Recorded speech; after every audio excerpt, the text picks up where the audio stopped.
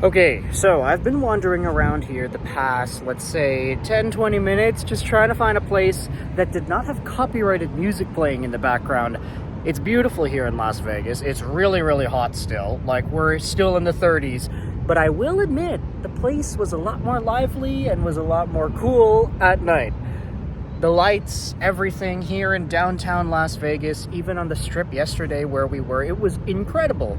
But the reason I'm coming back here with my screw the 5 o'clock shadow, this is literally like 2 days later shadow. The reason we're back here is because there are 3 stories I wanted to talk about with each of my favorite teams in the NHL.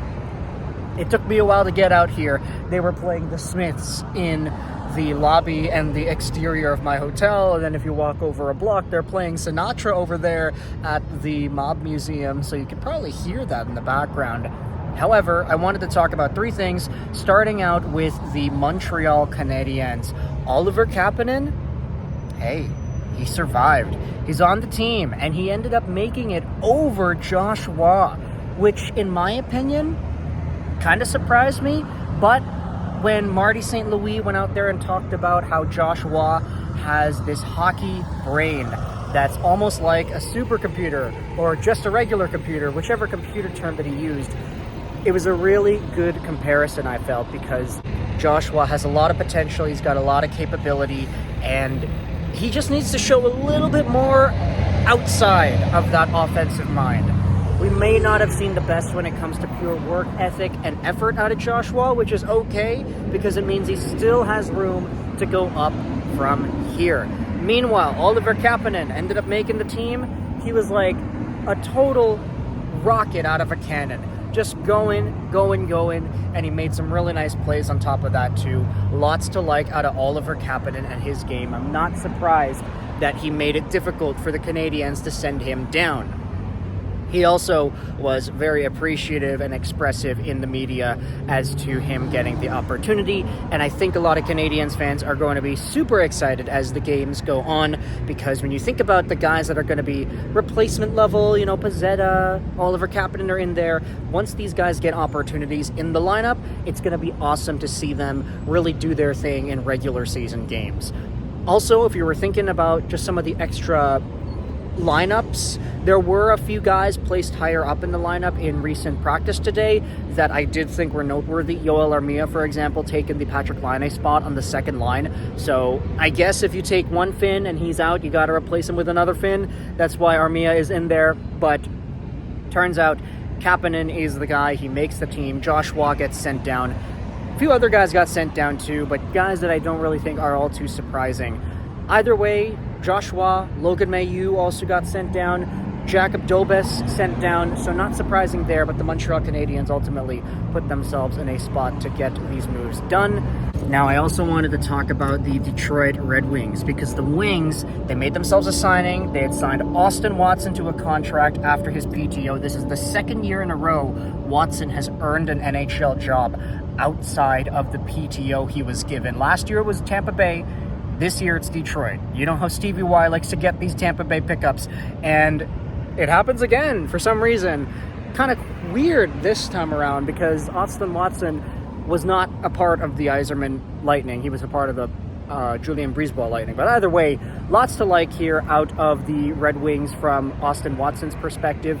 He's getting himself a role, he's getting himself a job, and it does come at the expense of Marco Kasper. And that was the really big thing that everybody was like arguing about. Oh, why is Kasper not in that role? Why is he getting sent down? And like, the thing is, ultimately, when you think about development, what do you think would have been better for Marco Kasper at the NHL level? Playing fourth line minutes in a kind of meaningless role, or playing top line minutes in Grand Rapids? I guess for this year, they're prioritizing the development rather than the immediate NHL success, because for Kasper, it's very clear that he would have been a successful player in the NHL this year. He would have been able to produce, but with Comfer, with Kopp, with Larkin all up there, you don't necessarily want Kasper playing the wing. You would like him to exhibit more growth as a center, because he's going to be very versatile and useful in that position. So The Red Wings sending Kasper down, not really all too surprising when you consider just the roster management point of view.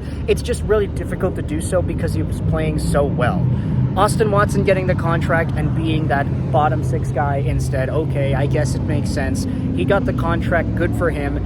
He kind of, I don't necessarily want to say he was deserving of it, but I guess the Red Wings, Stevie Y, they understand that this is like the most appropriate course of action. And besides, 1 year long, it's not that big of a deal. You can come back next year and see what Marco Kasper is capable of doing in 2025, 2026 after another season of developing in Grand Rapids. And then you had yourselves the Vancouver Canucks. I'm going to switch my hand here because it's been 6 minutes and I'm already tired here. Keep the Friday the 13th shirt, by the way. Wanted to talk about the Canucks because they had themselves the Jiri Patera contract claim. There was a lot of contracts claimed on waivers earlier today. Raphael Lavoie is gone. James Reimer got claimed. A lot of guys, a lot of movement in the National Hockey League. But for Vancouver, they ended up claiming Jiri Patera, and it was just confirmed by Elliot Friedman a little bit ago that the Canucks were the only team that claimed Patera off of waivers after the Boston Bruins put him on waivers yesterday. The Bruins put him on waivers because they finally signed Jeremy Swayman. They did not need that security blanket in Patera. So Vancouver claims Patera. They're the only team to claim him, which means they can send him down to the AHL Abbotsford Canucks scot-free. No worries about any other team claiming him. He is down and available for the Abbotsford Canucks. This locks in Kevin Lankinen, Artur Shilovs, and Thatcher Demko as the three in Vancouver.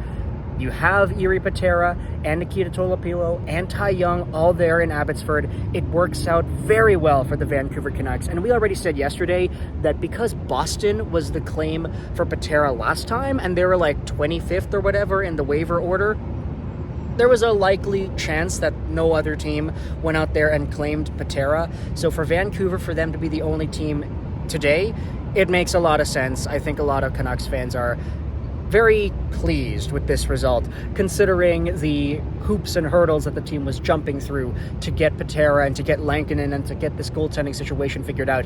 You can never be too wrong if you have too many options, and I guess for the team, because of Thatcher Demko's injury, they wanted to have those options for them. It becomes a problem when you start prioritizing older guys over younger guys and you kind of get in the way of each other and step on each other's toes. But for Vancouver, I feel like they're going to handle this pretty well. I feel like there's a pretty harmonious way they've been able to traverse these situations. Patrick Allvin, Emily Castonguay, Jim Rutherford, they've been doing an exquisite job. Cami Granato too. You can't go out there and hate too much on the Vancouver Canucks and what they've been doing. So that wraps up the three stories I wanted to talk about here today. Montreal has cut Josh Wall. Oliver Kapanen is on the team. Detroit has signed Austin Watson. Marco Kasper, sorry, we'll see you again next year. Or first call up, too. That's definitely an option. And the Vancouver Canucks have signed themselves, or not signed themselves, they've claimed Jiri Patera. So he's going to be coming back over here to Vancouver. What do I got to do right now? I got to eat. Honestly, I'm kind of just waiting for the sun to go down because that's when this city really comes to life. The lights are incredible. But either way, I'll catch y'all later in another video. Hopefully from Vegas, who really knows. But for now, I hope you enjoyed this video. And bye.